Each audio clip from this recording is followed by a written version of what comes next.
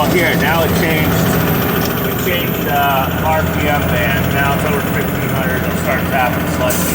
Not as loud as it was, but it'll do it. I'm gonna add in here, since I didn't get any video of me performing the overhead adjustment on the truck. It started raining again. I started getting thunderstorms come through, and I wanted to get the truck done. You know, I had the injectors already Monday. It was what, Tuesday. I got them around and got them in and everything, the other two, and then I ended up having to do the overhead, and then the big thunderstorm came, and then another one, and I just didn't have time to sit there and set up the camera and everything. I might have some video, you know, for it. If you look, you know, if you watch it after this, there might be some video of me doing the overhead, or maybe some pointers or something.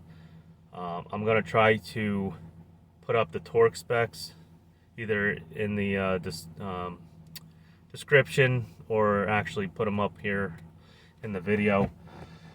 So, you know, I apologize. There's tons of videos of guys doing it. That, you know, it is what it is. If I was in the shop, I wouldn't have had to worry about this. In fact, I probably would have been done, to be honest, Tuesday, and you know, probably picking up a load Tuesday instead of now today's Wednesday. You know, I probably would have been done in 2 days, if that. Monday, I would have had everything done, maybe even then. So that's what happens when you work outside.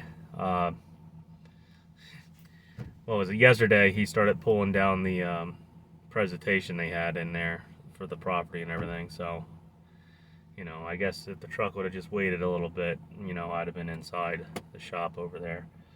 So, oh well. So enjoy the video. All right, so I couldn't find the 3/4 inch ratchet. It was in the shop here, so I got a 1/2 inch adapter to a 3/4 inch extension I just borrowed off of our hydraulic guy over here. So here's what we're gonna do. We're gonna bar the engine over. If you look, you take the oil fill out, pump up over here, right here, oil fill tube. You can use that 8mm bolt to tighten this around and actually turn this out, because you can see it's threaded. So, you know, this turns out counterclockwise, and then you turn this towards the harmonic balancer, and it threads out too. Same thing. Make sure you try not to break it. Wasn't really that tight, to be honest with you. So if you look in here on this harmonic balancer, there's going to be A, B, and C. What you're going to want to do is line it up to this ratchet here. I'm going to bar the engine over, and what I'm going to want is A. Somebody's already marked it. If you can see, that's C. You're gonna have to come all the way around. You don't want to go backwards. You want to always go clockwise. You're gonna probably want a long breaker bar on this, or that's for sure. All right, we're coming over to A, and I can feel a compression stroke because this baby wants to slip out here. All right, here comes A. Someone put a nice big A on it. All right, I'm gonna line it right up to, I guess, right there. We're gonna line it up with the 3/4 inch extension and everything else. So right now the engine's set on A, so I should be able to do, I think, cylinder 1 and 6 overhead. But right now what I'm going to do is I'm going to remove, oh, it's still zoomed in. I'm going to remove all the rest of these, put number 6 injector in, and number 5, and yeah, I'm going to do that and then come back and then show you how to do a full overhead on this. So I'll be right back. All right, so you know the noise I heard? I thought this thing was blowing up in previous videos. Well, I had a cylinder cutout test performed, and it was done for free because I know somebody. So luckily, I didn't pay for it. But if I would have pulled these valve covers off and actually got in here when I was on the road and actually got really dirty, I would have probably figured out that you know, the engine wasn't going to blow up, and at injector number 6 was coming apart. Because this was red hot when I was driving. All these were after I got done driving and checking this out. But look at this. You shouldn't be able to do that with the injector. Don't that spring look a little funny? Let's get in there. Yeah, there's some bad stuff going on in there. Just a tad bit. So that's just a example, I guess, what can go on with these injectors. So if you ever have a noise in the engine, pull the valve cover off. Take a look at all this stuff. I'm surprised the truck ran as good as it did with only running on, what, 5 injectors, and even then 2 of them are just about shot. So that's just a little bit of info there for anybody that ends up incurring this problem on either, you know, your 870 or to be honest, probably even, no, I don't know the newer ones, the 2200s or whatever the heck they are, the CMs will encounter a problem because I think they're electronically injected. But yeah, if you had a mechanical fuel injector that's and you hear some slapping noise, sounds like your engine's coming apart, it might just be your injector coming apart. So apparently I would say the injectors, mechanical ones, probably don't last much longer than 700,000 miles. So I would say change them before 600,000 or 700,000 miles if you got some mechanical injectors that are original in here. Yeah, and when I get these rockers off and everything, and I'm gonna look at some of these injectors to see if any of them any of them been replaced or whatnot. So we'll see. Yeah, pry these injectors out. Like, let's say you don't have a pry bar that's tilted enough or whatnot. You can get your this is a 3/8 ratchet. The front ones I did with a 1/4 inch, but for some reason the 1/4 inch was too I don't know, wasn't enough gap underneath. But anyway, well, I already got this up almost. But anyway, you get your 3/8 underneath of it, just like so, and you just pry up on it, and it'll pop the injector right out. So that's if you don't have a pry bar with a sharp enough bend on it. So I got number 6 out, so we can take a look at the carnage here. As you can see, the spring totally broke. The injector you can just push down all the way. As soon as I got this out, it just was bubbling and pouring fuel out of that. So that was just dumping fuel into the engine. So yeah, so between the freaking injector and over fueling, yeah, that's not good. As you can see, all the crap that came out of there too. So I'm gonna say number 6, probably the first one to get fuel in the whole line when the engine fires, because that looks like it had the most crap in it. So that's the carnage for today. I'm gonna go look down in there in that cylinder and see if everything's all right. Like I said, I really just wanted to make the video about doing an overhead today, but there's my problem.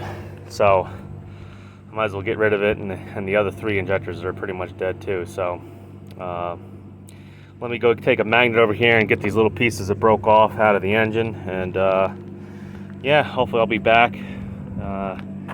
doing the overhead unless I find more stupidic bull crap here. All right, I'm gonna try to do the overhead here, or at least check it. Now, from what I've been told, you don't have to start the engine up after you put these injectors in. That if you do the overhead, you just do it.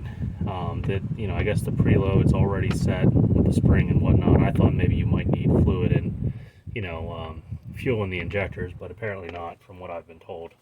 Also, I highly recommend you print your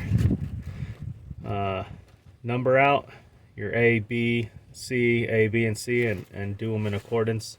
That way, all your there's no pressure on the valves and on the injectors, so you get the right readings with your filler gauge. I also, wrote down all the torques and everything. So now, for your injector hold down bolts, those are the little 10 millimeter star bits, which are on the back of the injectors that hold the injectors in. Those are 55 to 58 foot-pounds. All right. Now your rocker caps, these rocker caps, Cummins has a special way of doing them. So you're supposed to take these rocker caps on the injector or on the, on the injector or on the cam valve shaft, and you're supposed to torque them down to 22 foot-pounds. Then you're supposed to torque them off again, then torque them back down to 22 foot-pounds, and then rotate them 60 degrees around, which if you take these off with a torque wrench, it comes out to about 90 foot-pounds. So it's up to you. You can either try doing it that way, or you can do them 90 foot-pounds. I just did them 90 foot-pounds. Valve lash. So valve lash is very easy to do here. It's very easy to figure out. So on these, your intakes are always going to be longer because your intake's going to be on this side. Your intake valves are going to be on this side of the engine, on the driver's side. Your exhaust valves are going to be on the passenger side because the exhaust goes out that way. So your intakes, they're supposed to be 0.014 of an inch. So pretty much 0.014 with a filler gauge. Like I said, there's an order you got to do it. You got to do it A, which A is 1 and 6. B, let's see, B is, well, here, let's say if you do A, and let's say you wanted to go down through 1 and 6. So let's say 1 and 6 is A. So you wanted to do 2 and 5. 2 and 5 is B, so you could do 2 and 5. And then C is 4 and 3. So C, you can do 4 and 3 at the same time. So it's pretty easy. So pretty much front, back, and middle, and there you go. That's how you do your valve sequence. Now for your exhaust, it's well, here, let's go back to this. So your injector, I got stuff written all over the place. So your injector is 0.014, and your exhaust is 0.027. All right. Now, these guys, where are they? Oh, here you go. Your engine brakes. Now, these guys are a little bit tricky. So you're going to push these back, and depending on how many filler gauges you got, you're going to want to measure out, you ready here? 0.276 of an inch. So it's a huge gap under here for these, if I can get my finger in there, for these engine brake valve lash measurements. Whew. Now, I don't have a filler gauge that'll go up to that. If you have a big filler gauge set, you probably do. I have a piece of steel that I'm hoping I can get in there, that I measured out to that, but I don't think I'm going to be able to, so I'm going to have to just wing it and hope they're right. Either that or have somebody else do the injector. These are going to be the most pain in the butt ones to do. For I think I might be able to get in there with your piece of steel. The piece of steel, you got to go up underneath the intake lifter. So let's see here. Sorry, I've had hot sun beating on me all day. I'm parched. All right, so these lock nuts. So the lock nuts. So these screws are supposed to be 5-inch pounds, but nobody does that. You basically turn these screws down until, until they just touch your filler gauge, and you can, have some friction or pull on them. And then you leave them alone. You hold the Allen key and you tighten these bolts up too.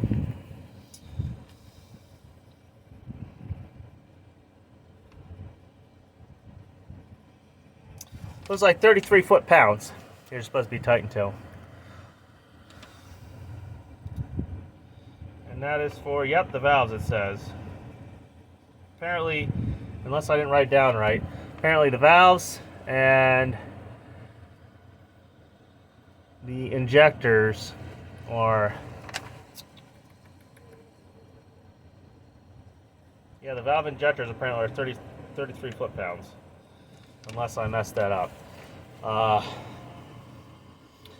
Let me, shit, I can't check on the phone right now. But let me check back with that. I'm not 100% sure. I think the valves are 33, and to be honest, I think these are supposed to be about 50.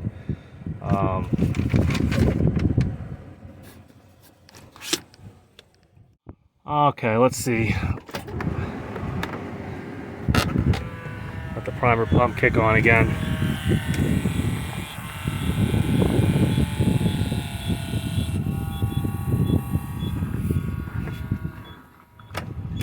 All right, let's try it now.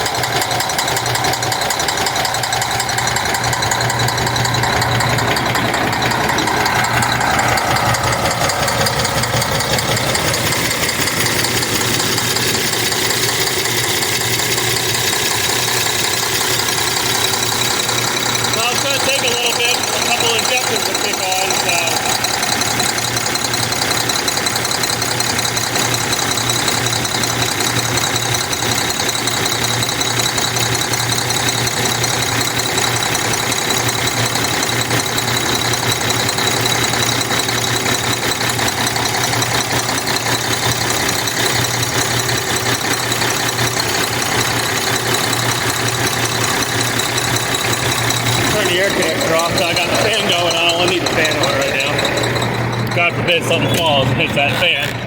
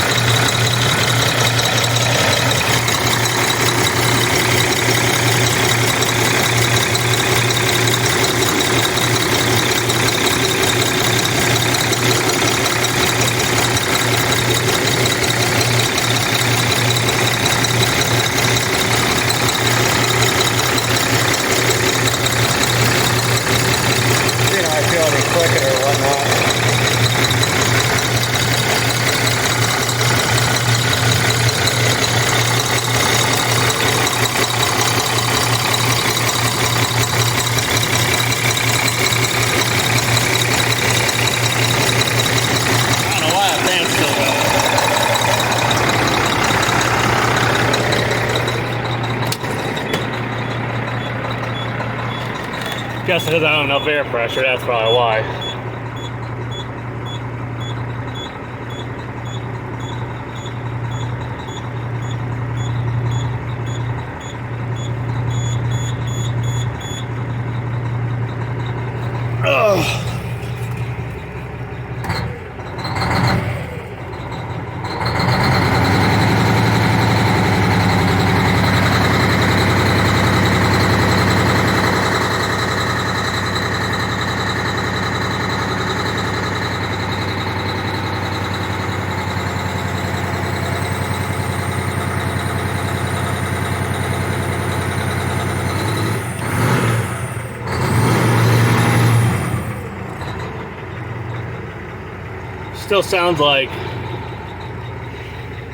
Still sounds like she has a miss.